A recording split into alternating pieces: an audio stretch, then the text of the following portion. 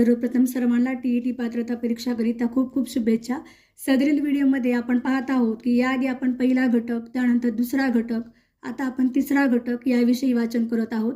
आणि सदरील व्हिडिओमध्ये फडके प्रकाशन निगडित जे मुद्दे आहेत धड्यामध्ये आलेले त्याचेच मी लिखाण केलेलं आहे। तुम्हाला ते पुस्तक देखील वाचण्याची गरज नाही। सर्व मुद्दे मी या नोट्समध्ये सहभागी केलेले आहेत। तुम्ही ते पुस्तक देखील उघडू नका।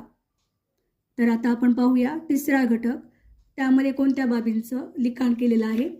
तर संवेदना प्लस अर्थ अवबोध, अवबोध वजा अर्थ संवेदना, संवेदना प्लस अर्थ अवबोध, अवबोध वजा अर्थ संवेदना। अवबोध म्हणजे अर्थपूर्ण संवेदना आणि संवेदना म्हणजे अर्थरहित ज्ञान। समोर उद्दीपक नसताना सुद्धा पूर्वी घेतलेल्या अनुभवांचे मनातल्या मनात पुनर्जीवन करता येते, यालाच प्रतिमा म्हणतात।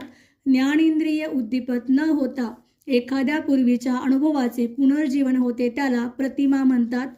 प्रत्यक्ष वस्तूचा बोध तो अवबोध होय, पूर्वीच्या अनुभवाचे पुनर्जीवन ती प्रतिमा होय।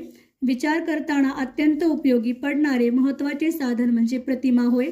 प्रतिमा सृष्टीतील निवडक प्रतिमांच्या आधारे एक आगळेवेगळे मानसिक चित्र तयार करणाऱ्या प्रक्रियेला कल्पना म्हणतात। कल्पना म्हणजे पूर्वानुभवाचे स्मरण होय।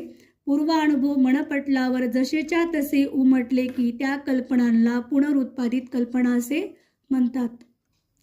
रचनात्मक कल्पना म्हणजे प्रतिमांची जुळवाजुळवीतून नवीन चित्र करणे होय। वास्तविक ही मूळ कल्पना दुसऱ्या कोणाची तरी असते, पण आपण ती अनुभवित असतो, अशा कल्पनांना अनुकरणात्मक कल्पना असे म्हणतात। सर्जनशीलतेवर अवलंबून असलेली कल्पना म्हणजे सर्जनात्मक कल्पना होय। समस्येचे विश्लेषण करून ती सोडविण्याची योजना तयार करणे म्हणजे विचार प्रक्रिया होय। पूर्वानुभवाच्या विविध अंगांची मनातल्या मनात जुळवाजुळव करणे म्हणजे विचार होय। मन यांनी केलेली व्याख्या आहे। पूर्वानुभवाच्या विविध अंगांची मनातल्या मनात जुळवाजुळव करणे म्हणजे विचार होय। अवबोधावर आधारलेल्या या विचार प्रक्रियेला अवबोधात्मक पातळीवरील विचार प्रक्रिया म्हणतात।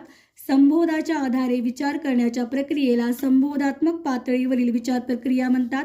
विचार प्रक्रियेचे सर्वात महत्त्वाचे साधन म्हणजे संबोध किंवा संकल्पना होय।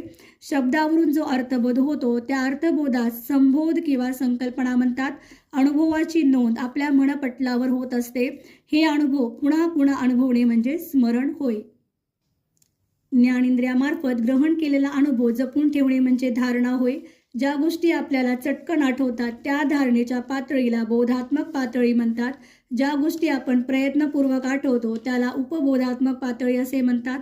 पूर्व अनुभवाची निरनिराळ्या स्वरूपातील आठवण म्हणजे प्रत्यावाहन होय। पूर्वी घेतलेल्या अनुभवाची जेव्हा आपल्याला ओळख पडते तेव्हा